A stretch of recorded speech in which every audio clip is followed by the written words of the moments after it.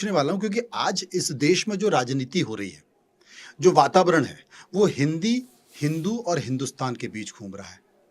लेकिन शायद कांग्रेस या राहुल गांधी समझ नहीं पा रहे हैं। बार-बार ये बात भी चलती है, क्या राहुल गांधी हिंदू हैं? मैं आपसे पूछना चाह रहा हूँ क्योंकि विपक्ष भी सवाल पूछता बात।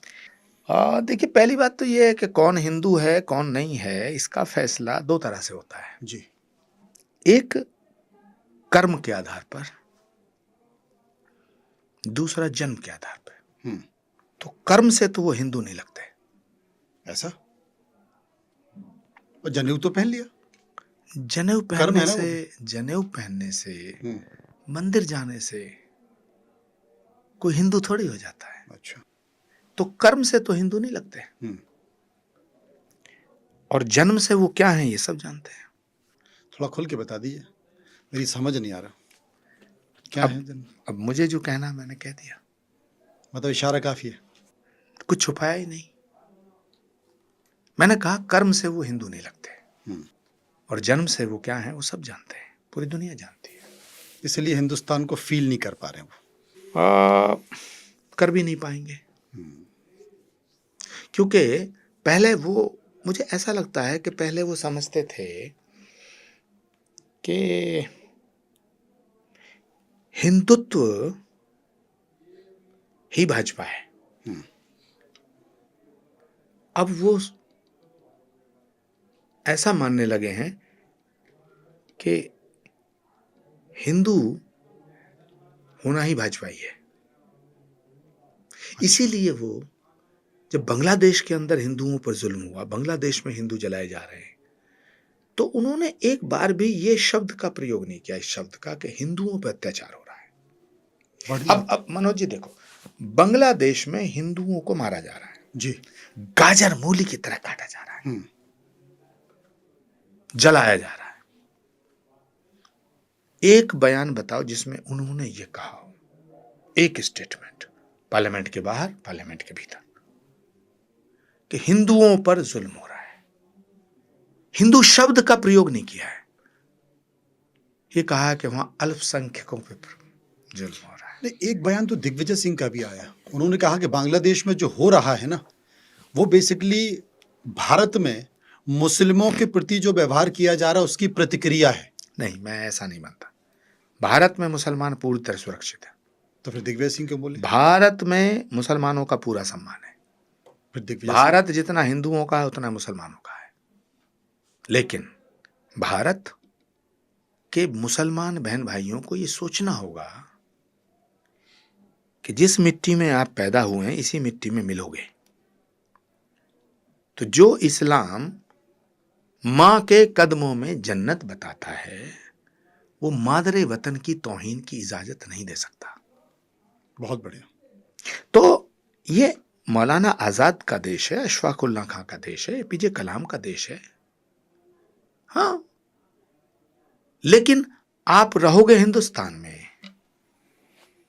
और गीत गाओगे पाकिस्तान के, गीत गाओगे बांग्लादेश के, तो ये नहीं चलेगा। तो दिग्विजय सिंह गलत बोले? इसलिए दुनिया में कोई भी देश, कोई देश, इवन मुस्लिम कंट्री में भी मुसलमान इतना सुरक्षित नहीं है जितना भारत के अंदर है। और मैं दावे के साथ कहता हूं, जब तक इस देश की बागडोर नरेंद्र मोदी जी के हाथ में है, हुँ, तब तक इस देश के एक भी व्यक्ति को डरने की जरूरत नहीं है। तो दिग्विजय सिंह ने गलत बोला? अब दिग्विजय सिंह जी क्यों ऐसा बोल रहे हैं, मुझे लगता है कि उन्हें कांग्रेस का अध्यक्ष बनना चाहिए था और वो दिग्विजय सिंह को रोका। पर दिग्विजय एक सिंह समय जी, तो वो गुरु कहलाए जाते थे। दिग्विजय सिंह जी एक बहुत ही शानदार इंसान है। हुँ, दिग्विजय सिंह जी का मैं बहुत सम्मान करता हूं। जी, दिग्विजय सिंह जी के ऊपर बहुत अत्याचार हुए हैं। हालांकि लोग कहेंगे कि दिग्विजय सिंह ने बहुत अत्याचार किए हैं। हुँ, दिग्विजय सिंह संगठनात्मक क्षमताओं से वाकिफ इंसान है। तो फिर पार्टी आगे क्यों दिग्विजय नहीं बढ़ाती है? हर बार पीछे कर देती है। दिग्विजय सिंह के कहने पर फैसले होते हैं, ये बहुत बड़ा भ्रम है को देश में। दिग्विजय सिंह के कहने पर कोई फैसला नहीं होता। जो फैसला दिल्ली करती थी उसी को दिग्विजय सिंह जी जस्टिफाइड करने की कोशिश करते थे। जब राहुल गांधी जी ने कहा हिंदू और हिंदुत्व अलग है, मैं हिंदुत्व को मिटाना चाहता हूं, तो मुझे दिग्विजय सिंह जी से मेरा बहुत लंबा डिस्कशन हुआ जी। मैंने कहा नारी से नारित्व अलग कैसे हो सकता है? हाँ। पुरुष से पुरुषत्व अलग कैसे हो सकता है? मानव से मानवता अलग कैसे हो सकती है? क्या जवाब आया? राष्ट्र से राष्ट्रीयता अलग कैसे हो सकती है? जवाब क्या है? तो हिंदू अलग है, हिंदुत्व अलग है, ये कैसे हो सकता है? जवाब क्या है? हंसने लगे, बोले महाराज डिफेंड करना है, कोई लॉजिक निकालो। तो मैंने कहा राजा साहब मुझसे नहीं हो पाएगा। तो कांग्रेस के मंथन में जो जहर निकला उसे माँ से दिग्विजय माँ- सिंह पी गए। हाँ, माँ से माँ, हाँ यस, दिग्विजय सिंह ने विष पिया है। विष पिया। हाँ, और ये बात मैं डंके की चोट पे कह रहा हूं, और मैं आज भी कह रहा हूं, और मैं तब कह रहा हूं जब मैं नरेंद्र मोदी जी के साथ हूं। मतलब कांग्रेस का जो हिंदू विरोधी रवैया है, हिंदुत्व विरोधी रवैया है, वो था तो कांग्रेस का, लेकिन दिग्विजय सिंह ने उसे अपने ऊपर ले लिया। हाँ, जैसे राजकुमार युवराज उदय सिंह को बचाने के लिए पन्ना धाय ने कुर्बानी दी, वैसे ही दिग्विजय सिंह, मेवाड़ की रक्षा के लिए, वैसे ही दिग्विजय सिंह ने दे दी। हाँ। और जब उन्हें कांग्रेस के अध्यक्ष के पद के चुनाव के लिए उन्होंने मन बनाया कि चुनाव लड़ूंगा, तो उन्हें रोक दिया गया। आप पूछना कभी, नहीं पता है, आप ये भी पूछना पर्चा भी ले लिया। नहीं, आप ये भी पूछना किसने रोका, क्योंकि मुझे उन्होंने स्वयं कहा था एक दिन कि यदि राहुल गांधी जी, प्रियंका गांधी और सोनिया जी में से चुनाव कोई नहीं लड़ेगा गांधी परिवार से, तो मैं चुनाव लड़ूंगा। ये स्टेटमेंट था मुझसे उन्होंने कमिटमेंट किया था, वो ऐसे आदमी है, he is man of commitment. तो अब लड़ जाना चाहिए, पार्टी को बचाना है तो। अब ये तो हो जाना है, मैं तो पार्टी में हूं नहीं। क्यों? मैं कहाँ पार्टी क्यों? भविष्य में कोई ऐसी स्थिति हो सकती है जब योगी आदित्यनाथ उत्तर प्रदेश के मुख्यमंत्री हो सकते हैं, तो फिर आचार्य प्रमोद कृष्णम काहे नहीं कांग्रेस की तरफ से या गठबंधन की तरफ से उत्तर प्रदेश में मुख्यमंत्री के उम्मीदवार नहीं हो सकते? हिंदुत्व का चेहरा है और बाकी के समाज और समुदाय के प्रिय हैं। मनोज जी, अगर मैं अयोध्या ना जाता तो मैं सांसद होता, कहीं से भी लोकसभा जीत के आता, क्योंकि समाजवादी पार्टी और कांग्रेस मिलकर चुनाव लड़ी 2024 में। लेकिन मेरे लिए संसद जाना बड़ी बात नहीं है। मैं राम और राष्ट्र पर समझौता नहीं कर सकता, और ये जो विपक्ष है ये रामद्रोही हो गया है। तो राम और राष्ट्र के खिलाफ बात करने वालों के साथ मैं कहां जा पाऊंगा? कभी सद्बुद्धि आ गई तो, कभी सद्बुद्धि कांग्रेस में आ गई, कभी सद्बुद्धि जिसके हाथ में कांग्रेस रही उसको आ गई तो बात आगे निकल चुकी है। फिर भी थोड़ी बहुत बची है। रावण को मंदोदरी ने भी समझाया था, और विभीषण ने भी समझाया था। अभी लेकिन तीर नहीं लगा ना। विभीषण ने भी समझाया था, और रावण की पत्नी मंदोदरी ने भी समझाया था, अंगद ने भी समझाया, फिर हनुमान जी ने समझाया। एक मौका तो ऐसा आया कि मेघनाथ ने समझाया। मेघनाथ ने कहा कि पिताश्री, मैंने आज का युद्ध देखा है, मैंने जिन जिन शक्तियों का प्रयोग किया उन्हें कोई सामान्य प्राणी झेल नहीं सकता, इसलिए लक्ष्मण और राम सामान्य मानव नहीं है। तब रावण ने मेघनाथ को कहा कि अच्छा, प्रश्न यह पैदा होता है कि जब विनाश सुनिश्चित हो जाता है, तो जब नाश मनुज पर छाता है पहले विवेक मर जाता है। तो मैं अपने सवाल को थोड़ा सा विस्तार से कहूंगा। आपका ये मतलब है कि अमित शाह और नरेंद्र मोदी सामान्य मानव नहीं हैं। आपने ये कांग्रेस को पहले भी समझाया, कांग्रेस को जो प्रमुख हैं उनको भी पहले समझाया, लेकिन वो समझने को तैयार नहीं है। और जब आपने कहा कि जब बुद्धि भ्रष्ट हो जाती है तो फिर देखिए दो बड़ी बातें हैं, सामान्य मानव कौन है और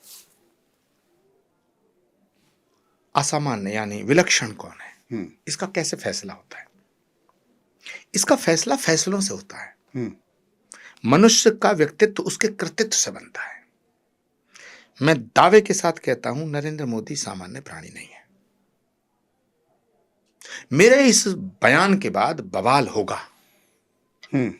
मैं बिल्कुल गारंटी से कह रहा हूं, मैंने ऐसी अनुभूतियां की हैं कि उन पर कोई विशेष दैवीय कृपा है और उनके जो फैसले हैं वो कृपा उसमें परिलक्षित हो रही है। वो दिखाई देता है उनके फैसलों में, उनके व्यवहार में, उनके आचरण में। 370 हटाने का फैसला साधारण नहीं था। लॉकडाउन लगाने का फैसला साधारण नहीं था। नोटबंदी का फैसला साधारण नहीं था। राम मंदिर की प्राण प्रतिष्ठा समारोह का फैसला साधारण नहीं था। देश की जमीन से पाकिस्तान के 9 ठिकानों पर और ऑपरेशन सिंदूर सामान्य नहीं था। और श्री कल्की धाम का शिलान्यास, सामान्य भगवान के अवतार से पहले श्री कल्की धाम का शिलान्यास, उसकी आधारशिला को स्थापित करना, और राम मंदिर का निर्माण भी सामान्य नहीं, ये सामान्य नहीं था। और आई एम सॉरी टू से, ये कोई फैसला नहीं हो पाता अगर इस देश के प्रधानमंत्री नरेंद्र मोदी ना होते। एक सवाल और बताऊं आपको दूसरी बात, नरेंद्र मोदी जी के साथ जो अमित शाह जी का कमिटमेंट है, ये भी बहुत बड़ी बात है। ये तो राम और हनुमान जैसी स्थिति हो गई। भगवान राम के साथ जो कमिटमेंट हनुमान जी का था, मैं भरत जी की बात भी नहीं कर रहा हूं। भरत सबसे प्रिय भाई हैं भगवान राम के, लेकिन वो भी खड़ाऊं से राज किए। मैं हनुमान जी की बात कर रहा हूं। अमित शाह जी को मैंने बहुत, उनके फैसलों को, उनके स्टेटमेंट्स को बारीकी से मैं देखता था। जब मैं कांग्रेस में था तब भी मैं इसकी चर्चा भी करता था कि नरेंद्र मोदी जी कितने भाग्यशाली हैं कि उन्हें अमित शाह जैसा एक ऐसा व्यक्ति मिला है जो पूरी तरह उनके प्रति कमिटेड है, समर्पित है। और कुछ लोग चर्चा करते थे कि साहब अमित शाह प्रधानमंत्री बनना चाहते हैं। भाई, प्रधानमंत्री सब बनना चाहते हैं, लेकिन मैं दावे के साथ ये कह सकता हूं अपने अनुभव के आधार पर, ये वक्त मेरी कभी अमित शाह जी से बात नहीं हुई, माफ करना। ये वक्त भी बताएगा, लेकिन ये वक्त तय कर देगा कि देखिए अमित शाह प्रधानमंत्री नहीं बने या नहीं बनेंगे। नहीं, मैं ये नहीं कहना चाह रहा। मैं ये कहना चाह रहा हूं, नरेंद्र मोदी जी के रहते हुए वो इस विषय में सोचते भी नहीं। बिल्कुल सही। ऐसा कमिटेड व्यक्ति जी, ऐसा विद्वान और टारगेटेड, शार्प शूटर कह सकते हैं, एकदम वो मोदी जी को मिला। तो ये संयोग है, और ये सहज नहीं होता। मैं ये कहना चाहता हूं, ये दैवीय, एक तो नरेंद्र मोदी जी के फैसले, ऊपर से अमित शाह जैसा एक व्यक्ति, उन्हें पूर्णतः समर्पित। भाई, जरा से संकट में लोग भाग जाते हैं। यहाँ तो अमित शाह को क्या कुछ झेलना पड़ा, है ना, क्या कष्ट झेलना पड़ा, तो मुझे जेल जाना पड़ा, उसके बावजूद साथ नहीं छोड़ा। तो मैं ये कहता हूं, ऐसा कमिटमेंट किसी और पार्टी में नहीं है। एक सवाल है, ऐसा कमिटमेंट किसी और नेता के साथ किसी दूसरे नेता का नहीं है। वाकई ये मैं भी महसूस करता हूं। एक सवाल है, पश्चिमी उत्तर प्रदेश की जो राजनीति है वो संभल के इर्द गिर्द घूमने लगी है। हरिहरनाथ मंदिर, कल्की धाम और विष्णु का 10वां अवतार, ये प्रयोगशाला है या महज संयोग? नहीं, मैं नहीं ऐसा मानता कि पश्चिमी उत्तर प्रदेश की राजनीति संभल के इर्द गिर्द घूम रही है जी। संभल वो स्थान है जहां भगवान का अवतार होगा, तो पूरे देश की राजनीति वहां उसके इर्द गिर्द घूमेगी। संभल केंद्र होगा, निश्चित होना चाहिए। जैसे एक जमाने में हस्तिनापुर, ऐसे ही संभल। इसलिए हमने आपको बुलाया और इसलिए हम आपको सुनना चाहते थे, समझना चाहते थे कि 10वां अवतार क्या कहता है, कल्की धाम क्या कहता है, संभल क्या कहता है, आपके मन के भाव जो अंदर हैं वो क्या कहते हैं, और इस बीच राजनीतिक पार्टियों की चर्चा भी। मनोज जी, सनातन का संबल है संभल। होए क्या बात है, बहुत और जब प्रधानमंत्री जी पिछले वर्ष श्री कल्की धाम का शिलान्यास करने हमारे यहाँ आए थे जी, संभल की पावन धरा पे जिस दिन से नरेंद्र मोदी जी के चरण पड़े हैं, उसके बाद संभल की एक विलक्षण पहचान पूरे विश्व में हो रही है। उससे पहले संभल को कौन जानता था? लेकिन पिछले वर्ष फरवरी में जब प्रधानमंत्री नरेंद्र मोदी आए, उसके बाद देखिएगा, ये भी एक दैवीय संयोग है। तो ये सारी चीजों को जोड़िए आप। और प्रधानमंत्री जब आए थे तो मैंने एक उद्घोष किया था, एक जयकारा लगाया कि अवधपुरी से कल्कि धाम, हाँ अवधपुरी से कल्कि धाम, हाँ जय श्री कल्कि जय श्री जय श्री राम। तो प्रधानमंत्री जी ने अपने उद्बोधन में इस बात को कहा, इस बात को उन्होंने रखा कि ये सनातन के केंद्र के रूप में स्थापित होगा, भविष्य को दर्शन देगा, दिशा नहीं, देगा। बिल्कुल दर्शन देगा। और तब जबकि पूरा कलयुग कल्कि धाम के इर्द गिर्द और विष्णु के 10वें अवतार को समझना चाहता है, जानना चाहता है, महसूस करना चाहता है। आचार्य जी, आप हमारे साथ आए, मन की चर्चा की, आपका बहुत बहुत धन्यवाद, बहुत शुक्रिया। आपका भी शुक्रिया, आभार, धन्यवाद। और मैं यही कहूँगा कि घर घर कल्कि, हर हर कल्कि, बहुत बहुत शुक्रिया। घर घर कल्कि, हर हर कल्कि, कली काले कल्कि शरणम। तो आप भी संभल आइए, श्री कल्कि धाम आइए, और आपके इस प्लेटफॉर्म के माध्यम से पूरी दुनिया के आपके दर्शकों को मैं हाथ जोड़ के निवेदन करना चाहता हूँ कि एक बार उस धरा धाम पे आइए जहाँ भगवान के अवतार से पहले कल्कि धाम का निर्माण हो रहा है, जहाँ भगवान आएगा। जरूर। और लोग लोग उसे समझना भी चाहेंगे, उस ऊर्जा को जानना चाहेंगे, इसलिए जरूर आएंगे। बहुत बहुत शुक्रिया। धन्यवाद, थैंक यू।